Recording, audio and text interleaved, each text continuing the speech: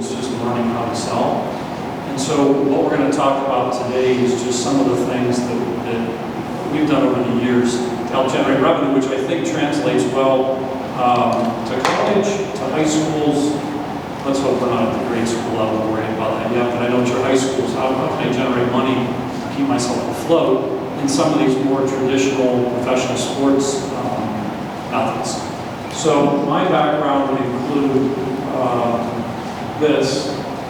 Well, no, let's talk about Steve first. Steve, sorry. That's really the only slide we need all day. I'm just going to leave it here. Okay, so a guy that was born and raised in Boston, we're going to have to deal with this for the next 45 minutes, unfortunately. So I'm Steve Tanzilli, Dean of the Weldon School of Business, as Bob mentioned. I grew up in Boston, and I absolutely don't let anybody here forget that. But my background was a sports agent, so went to Duquesne undergrad, Pitt Law, focused in on contract law, went and worked in sports marketing for a long time, and then started my own agency representing mostly Pittsburgh Steelers players. I did that for a long time, and then realized that there was a real need in the marketplace for professionals in the sports industry.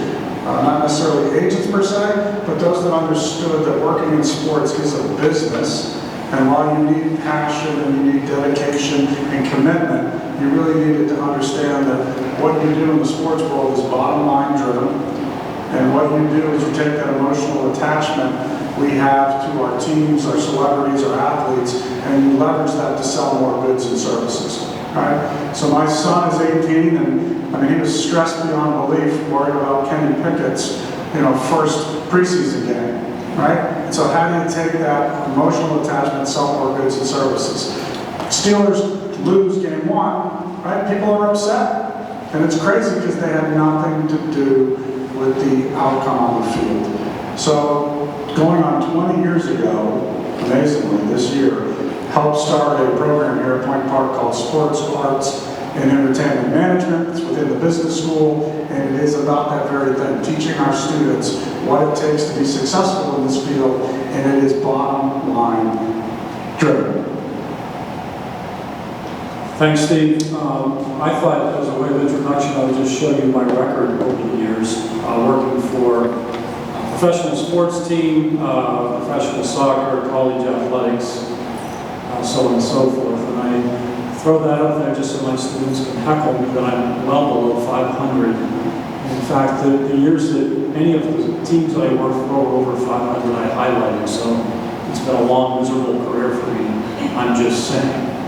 So you got a guy that's obsessed with Tom Brady and somebody that's, 400 games under 500. Now's your time to run. Yeah. All right, you ready? Let's go on with the show.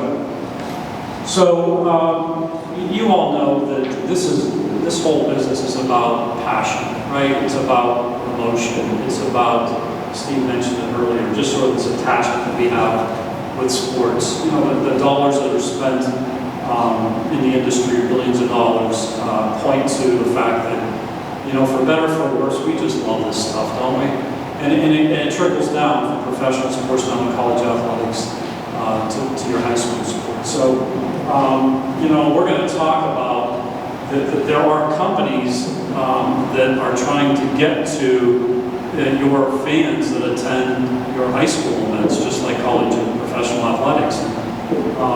The ways that we know, Steve and I know well, to help generate money would include getting those companies to get involved through sponsorship sales, or it might be ticket sales and charging for ticket sales. I'm not sure if you sell tickets at your events right now currently, but it is another revenue generator that you should take seriously. And in fact, one of the things I don't have here is just sort of the understanding of how important it is to have that revenue that might just be sitting on the table ready for you to ask for. So that's what we're going to talk about now. And I'm going to start off with just sponsorship.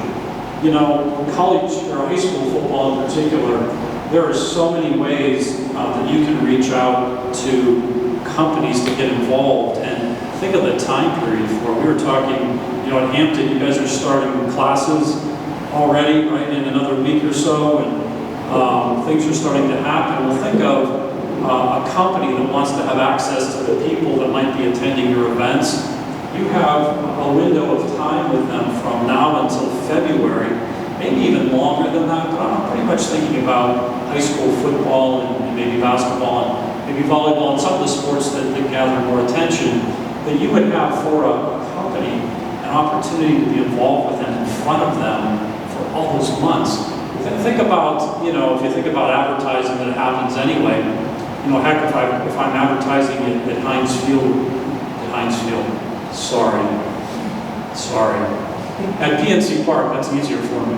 If I'm advertising at PNC Park, there's just a shorter window of time that I can be engaged with maybe fans or maybe people that buy my product. Or in high school sports, it can almost be a year-round thing if you think about it in those terms.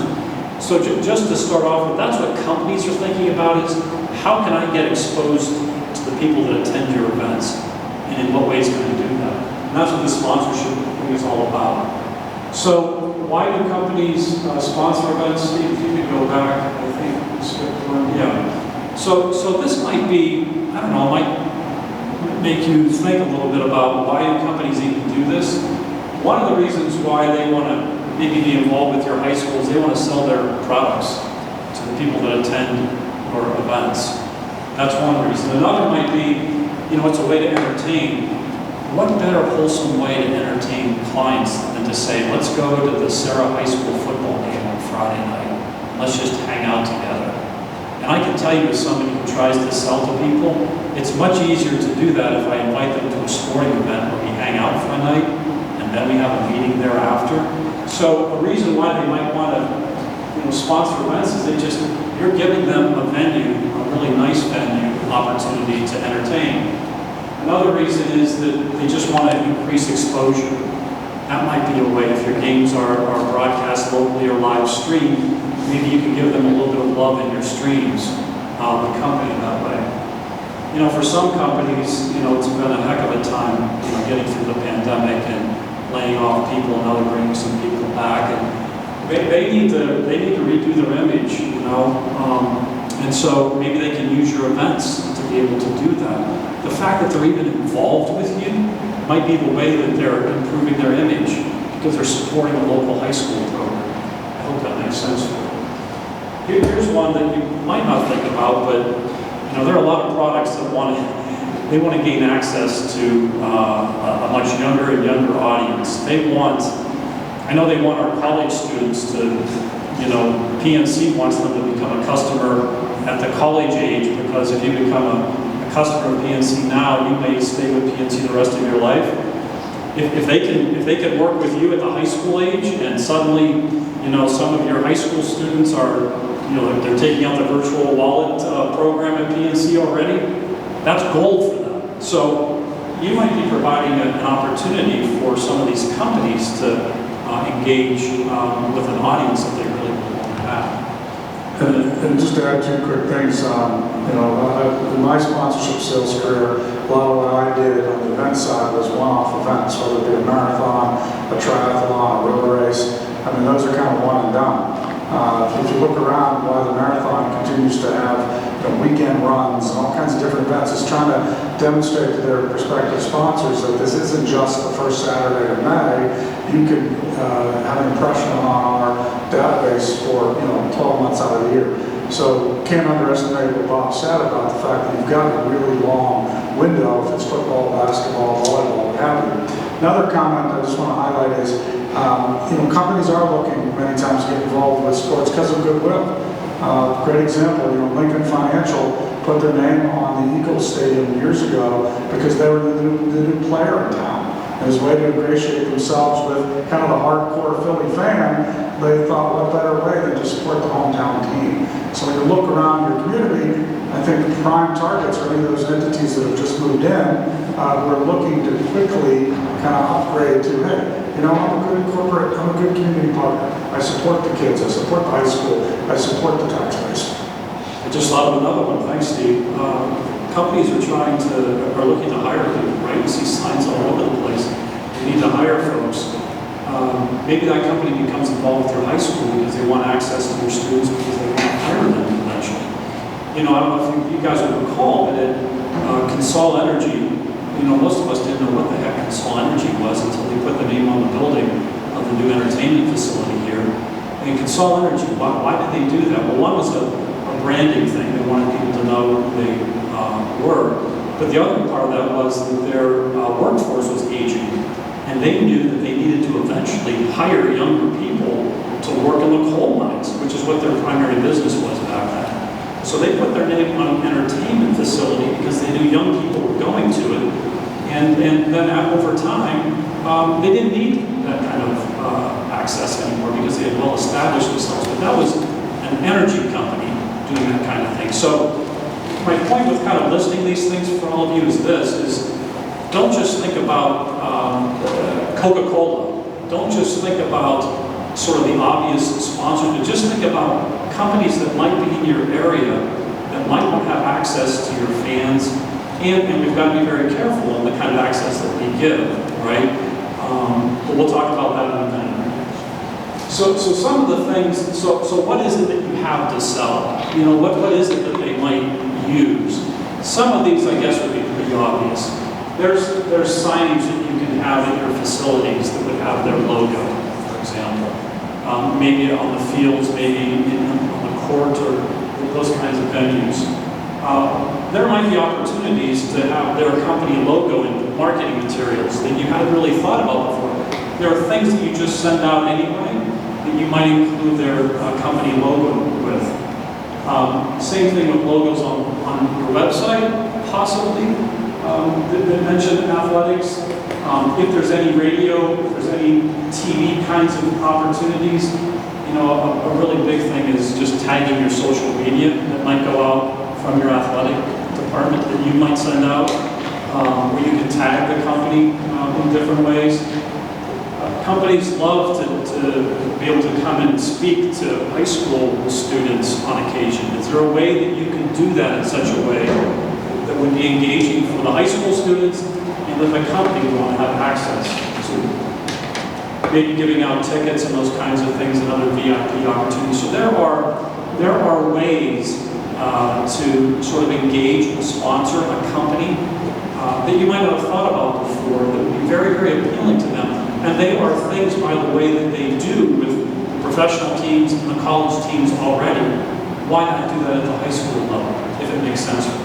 And I think you're going to talk about valuation, but that's crucially important that you got to put some values to some of these things. And I know when you went first over to Duquesne, there didn't seem to be some real hard set values between signage and some other things. It was kind of a mentality of, hey, we're just happy to have somebody that expresses interest. But you got to have some valuation and stick to it, because we all know Pittsburgh is small, the world is small, everybody shares information and talks. And we will come to that in just a moment. So here's the how of the sponsorship world. Just want to give you a sense of that. We do everything by categories. So it's not a random, let's just go find a company who spend money with us. It's done by what are the categories that would make sense for what we do. And so I'm using PNC Park again because we've all been there once or twice for whatever activities. But for the Pirates, here's some categories that they use. And then I would challenge you to go back to your high school and think about, well, what categories make sense for my high school? So some of the obvious ones for the Pirates would be PNC as a company. So if I'm somebody that works at First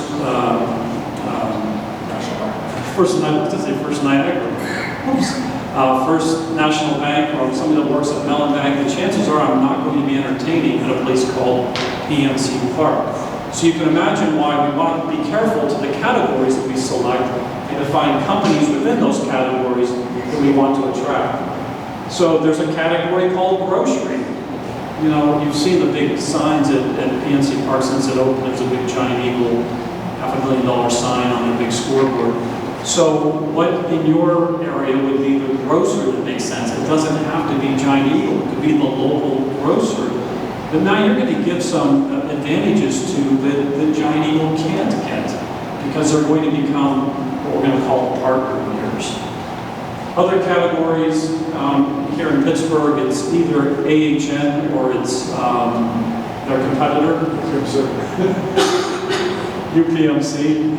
My wife works there, so I try not to give too many plugs, but it's UPMC or AHN. In the health insurance, it's either Highmark or UPMC, Coke or Pepsi, Chevy. Anyway, the idea here, everybody, is this, is that if you think about your particular high school and the folks that you attract, what are the categories that make sense for you?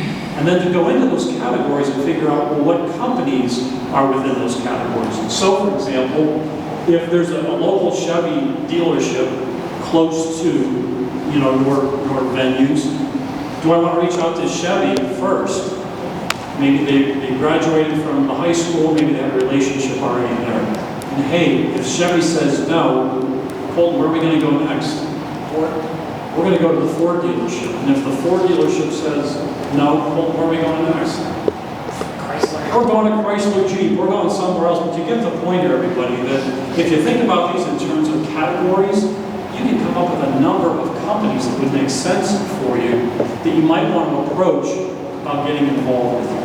And one comment, just, you know, when you work at pro sports, collegiate sports, it's all about how you define the category, right? So financial services, Bob's right. You know, First National Bank may not play with PNC, but it's how do you define it? You can define it as retail banking, meaning going in on the street versus wealth management, would be two different things.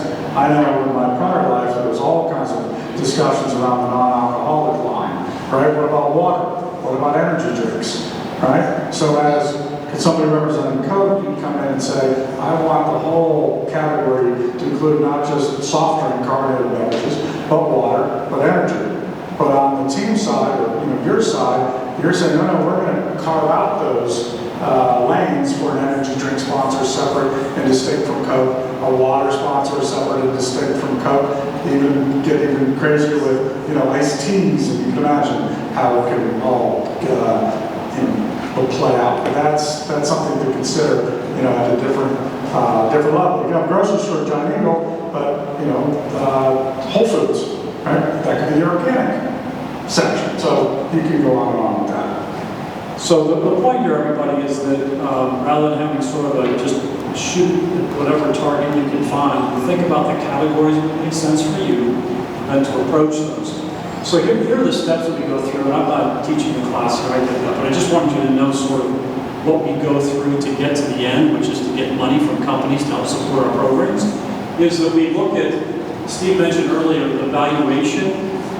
That is, you know, what do things cost? Does that sign in our football field cost $500, or does it cost $250, or does it cost $1,000? We've got to decide ahead of time and create what we call a rate card that lists all those values. What is it that I think I can get for it? And why that's important is what Steve mentioned, is that I can't go to that Chevrolet dealership and say I need $500 for that sign, and then go to somebody else and say I'll take $100 for it because these guys talk. So we just want to establish what's the value of what we're selling. That's the first step. The next thing is then who wants to buy this stuff? Now that we know what it is that we're going to charge, you know, who is it? So I say the best way to figure it out is to do those categories I just mentioned. You want to figure out what companies make sense? Figure out the categories that make sense for you. The next step is really the hardest part of this whole process, everybody, is trying to get a meeting with somebody. Try to get in front of that Chevrolet dealership. It's hard. They're busy, you're busy, that sort of thing. Getting a meeting is really, really challenging, but it's all part of the process. And then we come back to them and just say, hey, here's a list of things we'd love for you to get involved with us. Here's what the cost is. How does that sound? How do you arrive at evaluation? What would be, you know, I have no idea. I have assigned your point. Is it $100 or is it $1,000? Anybody have a sense of that? Like, how would you decide what to charge somebody? Do you have a guess as to how you do that? So I know I had the same size of the sign. Yeah, so let's just say it's a 3x8 size sign that goes on the field for men's and women's soccer, or maybe football, and that sort of thing. So I know how big it is. What do I charge for that? So here's what we did at Duquesne when I started there in athletics some years ago. we were just, well, Steve mentioned, we'll take whatever we can get. So we went to the other universities. I mean, we said, okay, so at Pitt, what do they charge for a 3x8 sign? Okay, well, they charge $10,000. We can't charge $10,000. We can't charge $5,000, right? So maybe what you do is you think about, well, who are some of your competition in the area? What are other schools charging for the signs? Here's the worst thing you can do, everybody, is to undersell yourself. Don't take $100 if you can get 500. Don't take 500 if you can get 1,000. And you'd be surprised that these companies will pay for it because you're giving them access to your audience.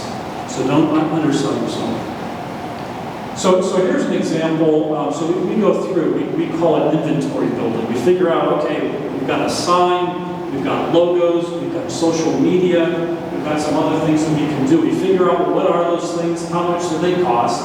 And then we go ahead and we just build a rate card out that might include, you know, some of these things. So that scoreboard sign, can I get $5,000 for it because it's going to be up all through from August right until maybe May? Can I get $5,000 for that, for a program ad? What's that? How about thinking about, just like the professional teams do and college teams do, how about, you know, game day sponsorship? You know, you can get a hat with your high school logo on it for $3. You can get a t-shirt for 99 cents. You can only wash it once. But you can get a t-shirt for 99 cents with your high school logo on it. So maybe you give out 100 shirts at a game and say, we're doing a t-shirt giveaway at Elizabeth Forward this week at the football game. Have you thought in those terms before? Maybe you should. It doesn't cost as much as you think. So if I buy 100 shirts at 99 cents a piece, you know, I'll charge somebody $500 for that sponsorship. I just made $400. I gave away, I've got 100 people walking around with my shirts on. So if you can think in those terms of, well, it's great branding, but also companies are willing to pay for it, just something to think about. So as I go out and think about those categories, we try to figure out, and I think you have a wonderful opportunity to actually go to people who are already working with you. So who's supplying the paper products at your place, at your school? If your school is spending X thousands of dollars on all the paper products, pay company, how about spending $1,000 with athletics to help support our program? If you're, and so just think about the vendors that are at the high school, and can you go to those vendors to suggest to them, we want you to get involved with athletics? Am I crazy about this stuff?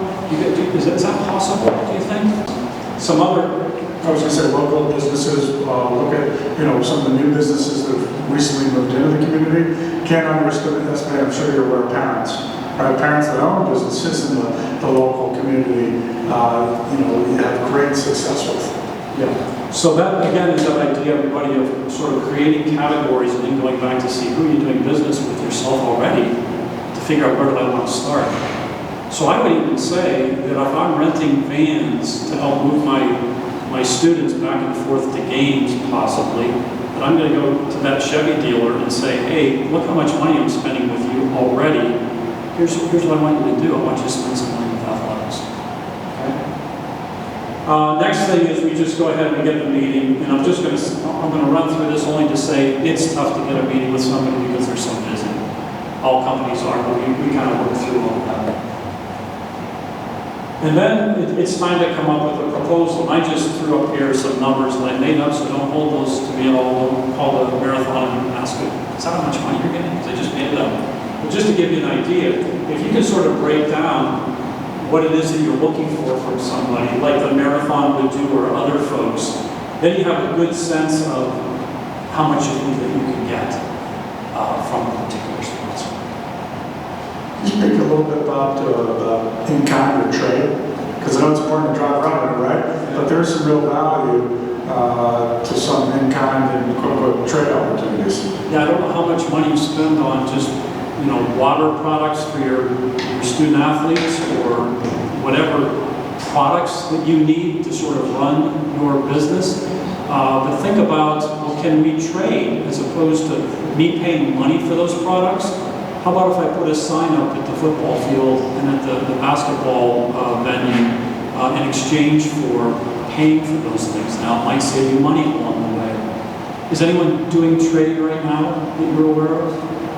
Yeah, something to think about. It can replace and save you money on your bottom line if you can get that kind of relationship going with someone. And you might find somebody who's willing to do it. And some of the kind of one-off events, whether it be a marathon or a triathlon or a road race, what we would do is we would just list, what are our expenses? And lo and behold, food and beverage was one of our number one expenses, right? Because part of the deal was we were feeding our athletes, a lunch afterwards, and we had fruit and water and Gatorade, and so it was probably $5,000 at the time, right? So that's stuff I had to spend anyway. So I was able to go out to an Eden Park, right? Say, we're going to give you a logo, cater our breakfast. Went out to a local restaurant and said, hey, can you make some wraps for us? Went out to a water company and said, can you donate our water? Well, we didn't drive revenue per se, right? It covered hard costs that I absolutely was going to have. So at the end of the day, we forged great relationships and we offset some tremendous expenses. Yeah, so it's as good as money to a large degree, if you think about it sort of in those terms. So here is something that might be a possibility for you. Here's a category for you. Boy, I hope you don't miss this one. If you're running an athletic department, housed here, corporate headquarters here in Pittsburgh is Dick's Sporting Goods. Of course, we're all calling them asking them for money, so just get in line. However, they want your high school students to buy their products before they get to college, right? They want your high school students to have this is the place I go to get my stuff, so that when they're buying their sneakers and they're buying their things at their age now, all the way through their lives, and they're buying their expensive golf equipment and everything else that they think of Dick's Sporting Goods. So here's something that you might think about, and I just kind of threw this together as a possibility. That maybe we create an official provider status.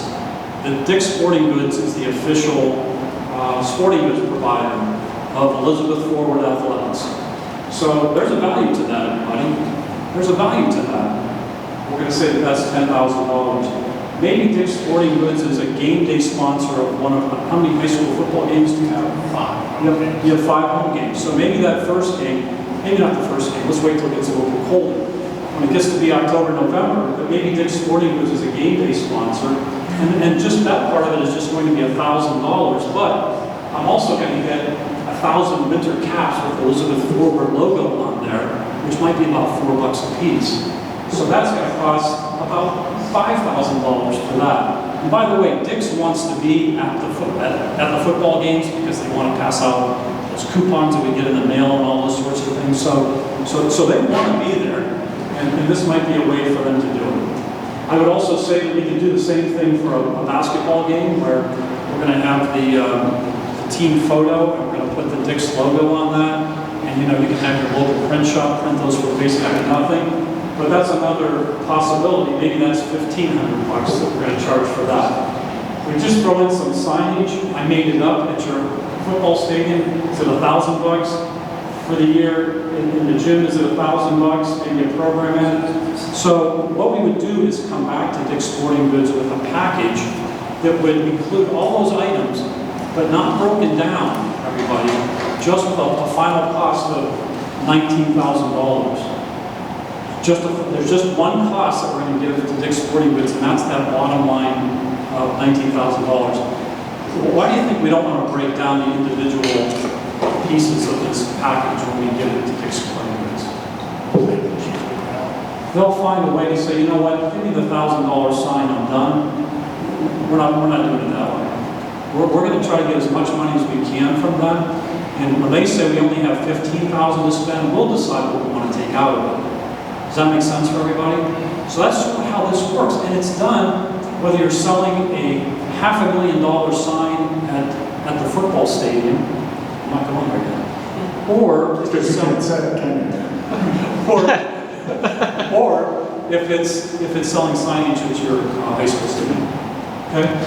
The last part of it is this: is that on game day, on event day, we've got to do what we say we're going to do. So if we say we're going to have a table set up somewhere at the football field, we've got to have that table set up ready to go.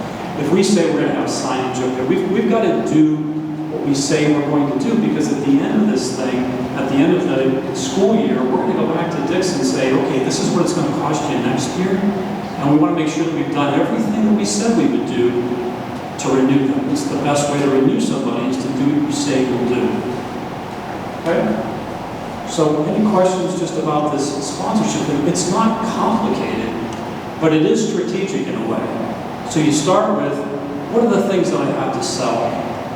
What am I going to sell those for? Create a rate card of, this is what I'm going to charge.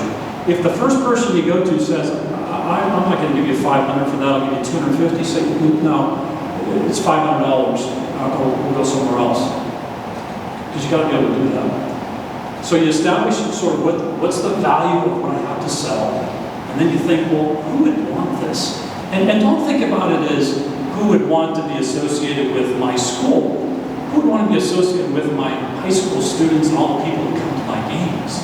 That's who they're after, right? That's who they want to connect with. So after I've done that, and I've made that sort of prospecting list, I go and I try to get a meeting with them, or I figure out, well, what are you guys looking for from us? Have I missed anything? You go back and you put a proposal together based upon what they say they want and what it is that you have. Only put one price, that's at the bottom, and you go ahead and present it to them. But always some information you should have already. So if I'm a local Chevy dealership and you come to me, there's some things that I'll probably want to know. Attendance, perhaps, enrollment. Yeah, I would say maybe what your average attendance for the events that you have would be an important thing to have out front. How many events are we talking about? Think about all the events that we put on at a high school, right? So if it's the gym, it's all the volleyball matches, it's wrestling if you have wrestling. There are a lot of people coming through a lot of events. If it's outside, it's all and don't think about just don't think just about football, but think about men's and women's lacrosse if you have that. Think about soccer, boys and girls soccer. Think about the camps that are done at your place in the summer. And all the kids that are coming in and their parents that are all coming in. That's all exposure that they need to pay for. Don't give it away. Make sense? Yeah, So any other sponsorship thing? Does this make sense to everybody? It's what's going on anyway with the professional teams in the colleges. It's what you could do following the same process at your high school. And for a local company within your community, I really have hard pressed to find a better investment for them to make. I think they would say in some cases, I'd rather spend money with you than with a professional team. I think they would. And for some of the reasons you mentioned earlier, Steve, and that is, we love the association. We want to support locally. Because we want you to come buy that Chevy from us, not from somebody else. Okay. Questions before we move on to ticket sales? I have a question for you. Yeah. At the high school level, how do you manage it with different booster organizations, and you have your football boosters that are trying to get sponsorships and whatnot, then you turn around and you have your basketball boosters. How does that conflict with? How does that all tie in? It might be equal to or larger than football, even though we know that football's a driver in a lot of places. Right. If you combine all the eyeballs and the people in the seats for everything else, look, the company, the sponsor, they want numbers, and they don't want the same people every week. That doesn't help them. I'd rather have a soccer crowd and a swimming crowd and a basketball crowd, and even if it's a smaller number, it's a different group of people. So that's why that might make some sense. If you can pull it together. I don't have the answer for you on that. I can see where that would be a challenge. Anybody else have any thoughts? Probably got about 5 minutes, so we'll Sorry. jump through ticket sales. Yeah, I think it's about, of course, trying to have that more comprehensive, long-term vision than such a silo viewpoint.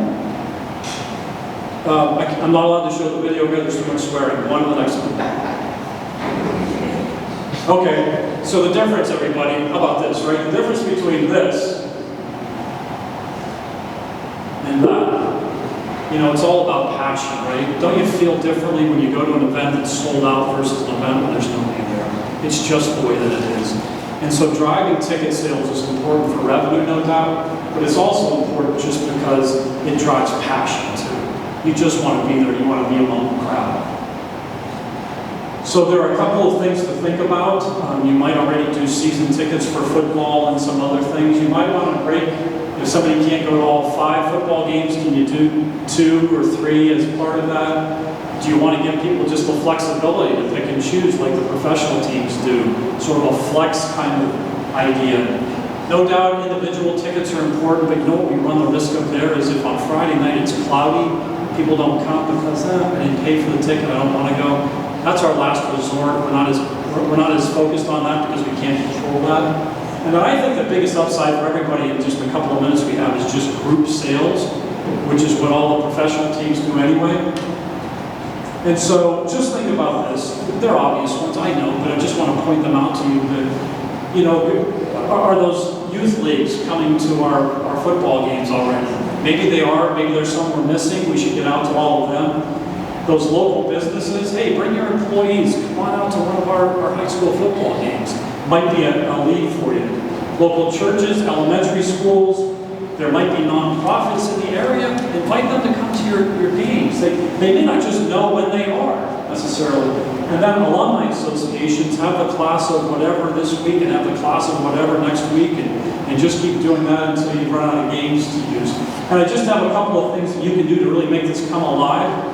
So instead of just asking the athletic leagues to come, maybe do a football game before the high school game. Maybe do it at halftime, maybe do it after the game. Get them involved somehow. The local businesses, get them involved somehow, honor them on the field. They love that stuff.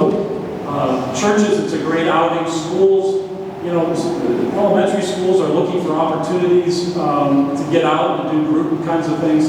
So you kind of get the message on group sales is to think about all the audiences that might want to come out to your event because what the heck, right? It's inexpensive, it's wholesome, it's supporting the community, which is what this is all about. So I just say this, everybody, it doesn't matter if it's what sport it is. I know football drives a lot of things around here, but it's every sport that really does when you think about it. And it all does come back to people just want to support the local high school. And we don't want them to just clap their hands. We want them to reach into their pocket and pay for some of the support that we think we can give them, that they'll in essence give back to us financially because we need that to run our programs the way we do. I know I went through the ticket sales quickly, but any questions about that? You have anything to add? Well, we appreciate your time. Once again, encourage your students, of course, to take a look at Point Park. Within the business school, sports arts and entertainment is still almost program in the nation that has all 3 disciplines under the business school umbrella. So whatever we do to talk and engage with any of your student athletes and your students, talk to them about the importance of going on to college, we welcome that opportunity. So, and I'm sure these slides will get sent to you. Yeah, I'll send the PowerPoint to everybody so you have it. Okay. Thank you. Thank you. Thank you, Brian.